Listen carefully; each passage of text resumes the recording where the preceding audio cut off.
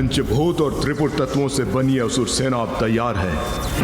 इसमें प्राण फूके जाने के लिए यज्ञ की अग्नि को और शक्ति देनी होगी, किंतु इसके लिए मुझे और हवन सामग्री और घृत की आवश्यकता होगी। शीघ्र जाओ, लेकर आओ ये सामग्री।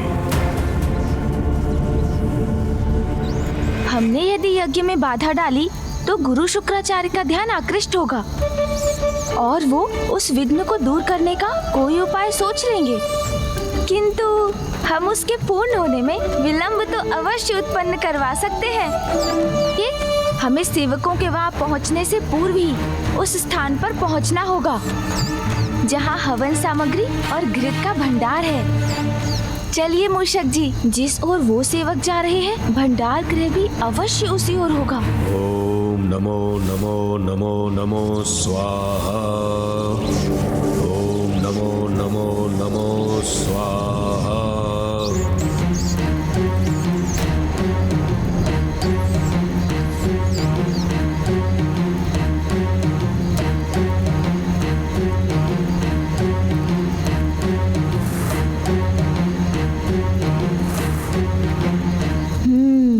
सुरंग में है हवन सामग्री।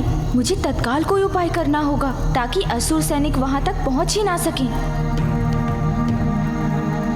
हाँ, ये उपाय तो अच्छा है। सुन जी,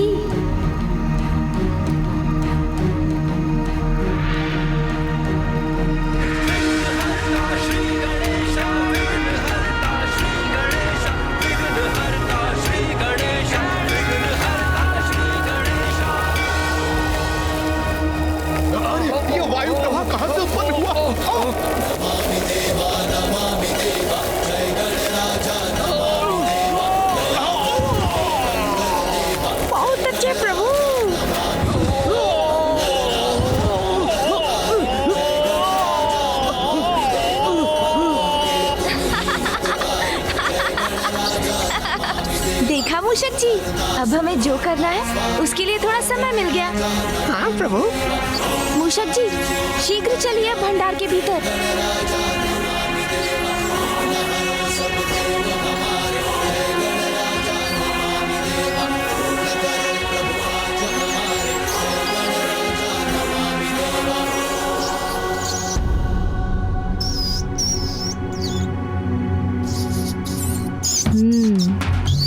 प्रभु, यहाँ हवन सामग्री और घृत तो इतनी अधिक मात्रा में है। हाँ, जितना बड़ा षड्यंत्र तैयारी भी उतनी ही विशाल है, किंतु अब समय आ गया है विघ्नकर्ता के रूप में विघ्न डालने का। मूषक जी, वे असुर सेवक यहाँ पहुँचे उसके पूर्व इस सामग्री और घृत को समाप्त करना होगा हमें। हाँ हाँ प्रभु।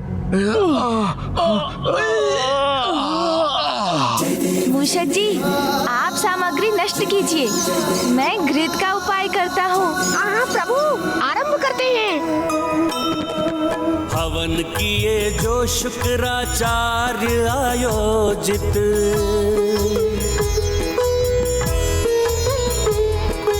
जिससे हो देव नष्ट जग का हो अहित।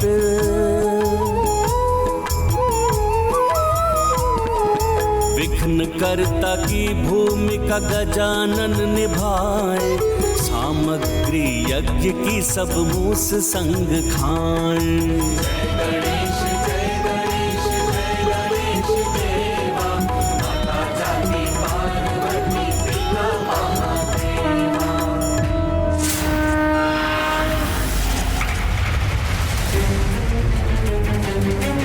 शीघ्रता करो, गुरुदेव प्रतीक्षा कर रहे हैं, शीघ्र चलो। हाँ हाँ मूषक जी, सारी सामग्री नष्ट कर दीजिए। असुरों के गुरु शुक्राचार्यों को प्रतीक्षा कराना उचित नहीं है, आगे बढ़ो। शीघ्रता कीजिए मूषक जी, असुर सेवक किसी भी क्षण यहाँ पहुँच जाएंगे।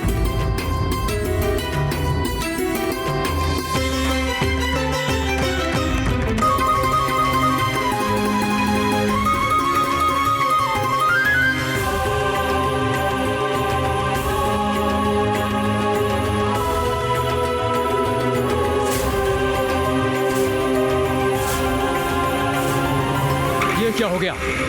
सारी सामग्री और घृत कहां लुप्त हो गए।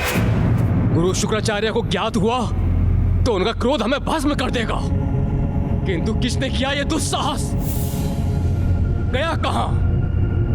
ये तो अच्छा हुआ प्रभु कि यहाँ उन सेवकों ने भंडार में प्रवेश किया और वहाँ हम निकल गए। अब तो वो इसी विचार में होंगे कि सामग्री और घृत को किसने नष्ट किया। हाँ मूषक जी।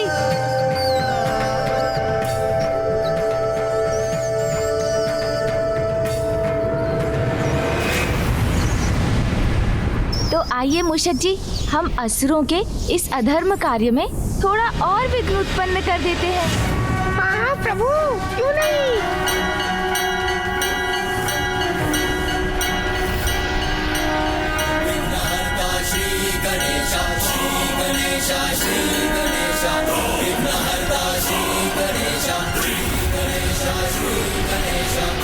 अब ये कवच गुफा में समाहित होने वाले तत्वों की शक्तियों को रोकेगी। आगे बढ़िए मूषक जी।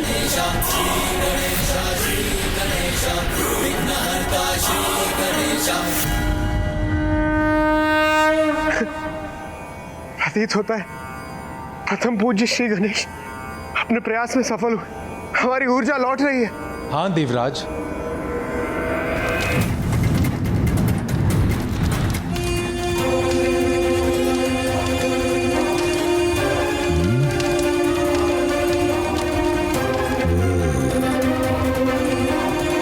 पंचतत्वों का प्रवाह क्षीण क्यों पड़ गया? प्रतीत होता है कि कोई मेरे कार्य में विघ्न डालने का प्रयत्न कर रहा है। अन्यथा मेरे कार्य की गति कम कैसे हो रही है?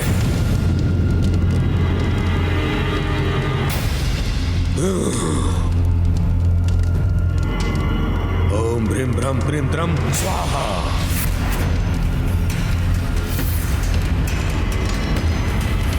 नहीं, हवन सामग्री समाप्त नहीं हो सकती।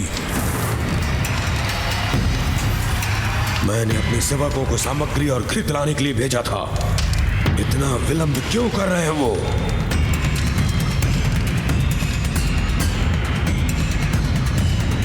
अभी तक सभी स्तंभित हैं। मैं पुनः अपने स्थान पर बैठ जाता हूँ और इनका स्तंभन तोड़ता हूँ।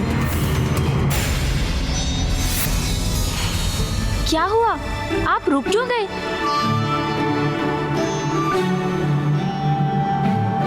लड्डू खिलाइए ना।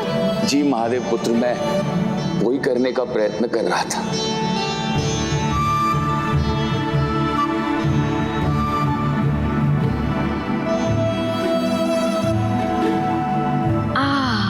बस पर्याप्त है। क्या प्रभु, हम तो आपको लड्डू खिला ही ना सके। आपका तो एक ही लड्डू में उधर भर गया। इसका कारण भी आप कुछ ही समय में जान जाएंगे, जब आपको ज्ञात होगा कि आज कितने घृत का पान किया है मैंने। रुकिए, आप दोनों अपने हृदय को छोटा मत कीजिए। जो लड्डू तारकाक्ष जी ने मुझे खिलाया वो आप सबकी इतने श्रद्धा और भक्ति से पूर्ण था कि उसी से मेरा उदर भर गया। आप इन शेष लड्डुओं को त्रिपुर में प्रसाद के रूप में बंटवा दीजिएगा। जैसी आपकी आज्ञा प्रभु। अब आप मुझे अनुमति दीजिए। इतनी शीघ्रता भी क्या है? आपकी सेवा का हमें थोड़ा और अवसर दीजिए। वो अवसर शीघ्र प्राप्त होगा आपको, किंतु अभी तो मुझे जाकर पिताश्री को आपकी भक्ति और सेवा से अवगत कराना चाहिए। आपका बहुत बहुत धन्यवाद कि आपके माध्यम से हमारी प्रार्थना स्वयं महादेव तक पहुंच जाएगी। आइए।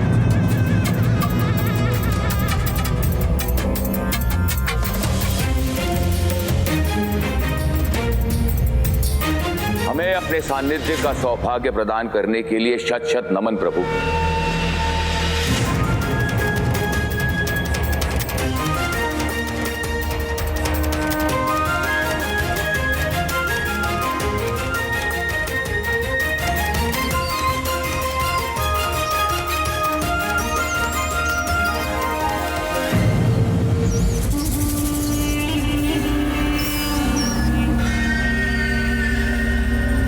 महादेव पुत्र का अचानक यहाँ पर आगमन और उतनी ही शीघ्रता से प्रस्थान क्यों? संभव है भ्राताओं, ये उन दुष्ट देवताओं का कोई छल हो। भ्राताश्री, कहीं यहाँ आकर हमारा उद्देश्य तो ज्ञात नहीं कर लिया महादेव पुत्र ने? तुम दोनों शीघ्र जाओ और जाकर देखो कि आचार्य शुक्राचार्य का कार्य सुचारू रूप से चल रहा है या नहीं। अब हमारे वास्तविक प्रयोजन में और विलंब नहीं होना चाहिए। बहुत प्रतीक्षा की है इस दिवस की, अब और नहीं, अब और नहीं।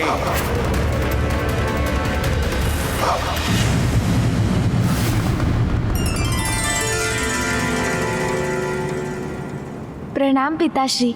प्रणाम माँ। पिताश्री, त्रिपुर में आपके भक्तों से मेरी भेंट हुई और मुझे विश्वास है कि तुमने वहाँ कुछ भी अनुचित नहीं पाया। पिताश्री को केवल बोलकर नहीं, किसी अन्य प्रकार से समझाना होगा कि त्रिपुरासुर की वास्तविकता क्या है और वहाँ क्या चल रहा है। किंतु कैसे?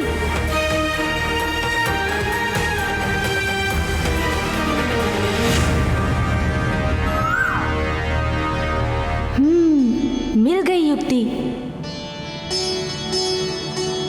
अवश्य पिताश्री, आपका विश्वास उचित है। अनुचित का तो लेश मात्र भी नहीं था वहाँ। किंतु मैं आपको कुछ और भी दिखाना चाहता हूँ। पिताश्री, माँ, मेरे साथ आइए ना।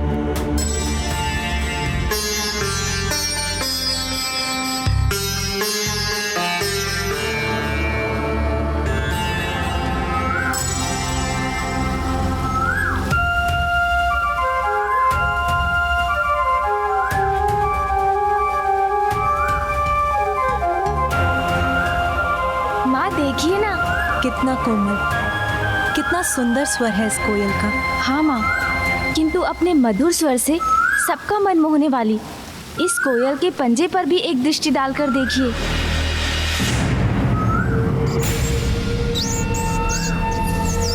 कभी कभी कोमलता के पीछे अपनी क्रूरता छिपाने वाले अपने ऊपर पवित्रता और धार्मिकता का ढोंग रचते हैं, मीठी वाणी बोलते हैं, किंतु उनके भीतर कुटिलता छिपी होती है। हमें कोयल के निकट लाने का तुम्हारा आशय मैं समझ गया पुत्र, कि इस कोयल के समान त्रिपुरासुर भी दोहरा चरित्र रखते हैं। हाँ पिताश्री, त्रिपुरासुर आपकी भक्ति अवश्य करते हैं, किंतु उनकी भक्ति के पीछे ईश्वर के प्रति समर्पण का भाव नहीं, अपितु ईश्वर से निरंतर कुछ प्राप्ति की लालसा है। पिताश्री, वो दिवस रात्रि आपकी पूजा करते हैं जिससे आप उनका वध न करें। ब्रह्मदेव को तपस्या से प्रसन्न कर उन्होंने त्रिपुर वरदान में मांगा, जहाँ देवता भी अनुमति के बिना प्रवेश न कर सकें, जिसका लाभ उठाकर वो वहाँ देवताओं, महाभूतों और त्रिपुर के अंशों से ऐसी अपराजय सेना उत्पन्न कर रहे हैं जिसे तब तक नष्ट नहीं किया जा सकता जब तक त्रिपुर का विनाश ना हो। गणेश उचित कह रहा है। हाँ माँ, गुरु शुक्राचार्य की निगरानी में उन्होंने त्रिलोक पर असुरों का आधिपत्य स्थापित करने का कुचक्र रचा है। इससे पूर्व कि वो असुर सेना जीवित होकर सर्वत्र विनाश करे, आपको उन त्रिपुरासुर का वध करना ही होगा पिताश्री।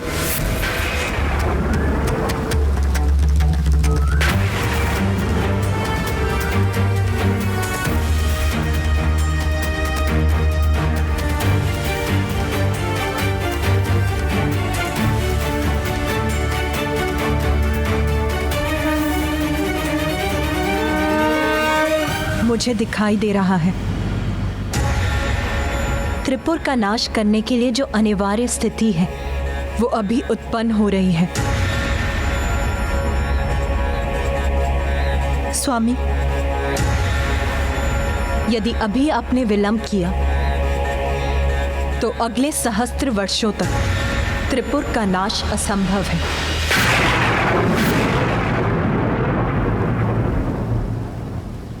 सहस्त्र वर्षों तक असंभव हो जाएगा? वो क्यों माँ?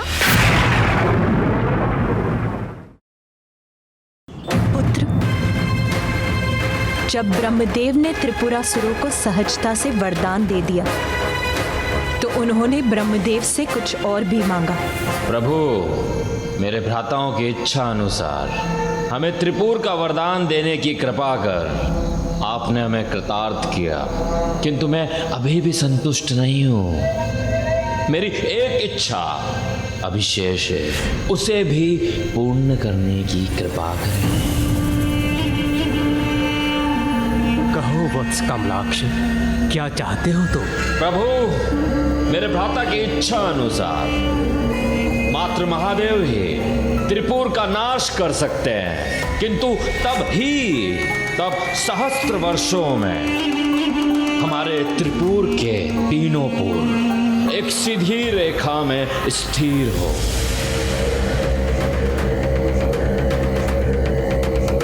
और जब शिवजी अपने एक ही बाण में हमारे तीनों पूरों पर प्रहार करे, जो बाण ना हो, और वो बाण उस धनुष से चले जो धनुष ना हो, और महादेव ऐसा उस रथ पर आरूढ़ होकर करे जो रथ ही ना हो। प्रभु, मात्र इसी अवस्था में त्रिपुर और हमारा विनाश संभव हो। तथास्तु, तथास्तु, तथास्तु।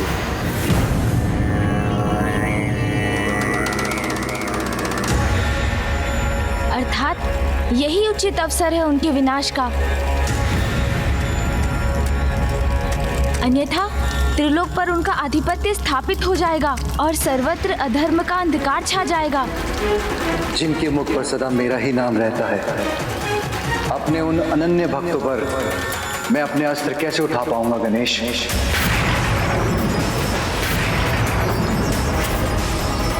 किंतु आपके वो भक्त तो संपूर्ण संसार का अहित करने की योजना बना रहे हैं पिताश्री।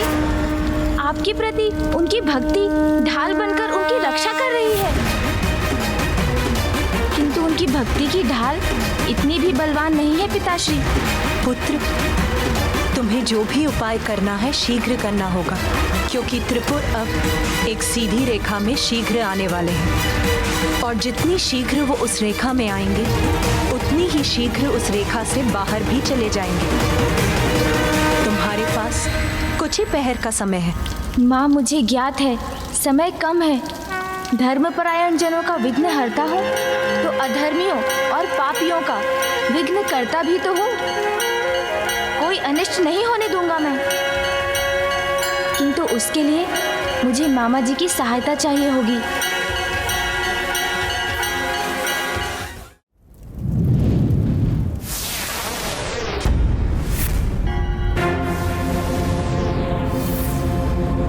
ये कैसा विघ्न है? अकस्मात ये अवरोध कैसे उत्पन्न हुआ?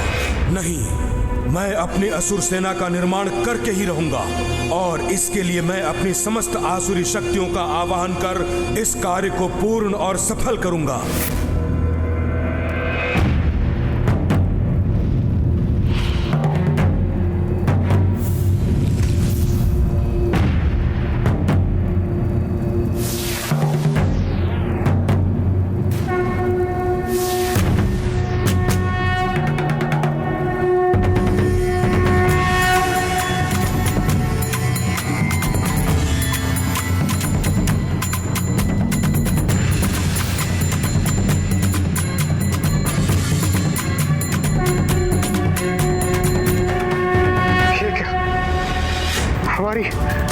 हमारी ऊर्जा पुनः क्षीण हो रही, संकट अभी टला नहीं।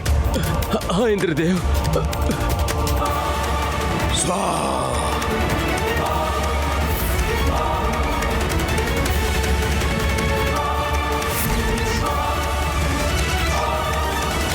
अपनी रक्त की आहुति देकर भी इस यज्ञ की अग्नि को बढ़ाने की आवश्यकता होती तो वो भी करता मैं, किंतु अपनी असुर सेना और इस यज्ञ पर आंच कदापि नहीं आने देता।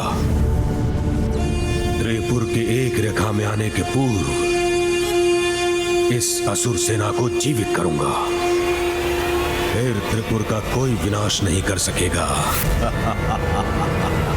हर हर महादेव।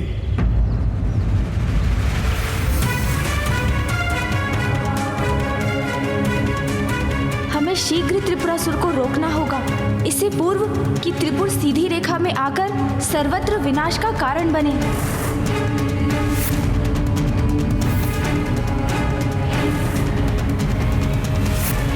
बाहरी आवरण को देखकर भीतर की सच्चाई को ज्ञात नहीं किया जा सकता। व्यक्ति को आवरण के भीतर छुपी सच्चाई को जानने का प्रयास करना चाहिए।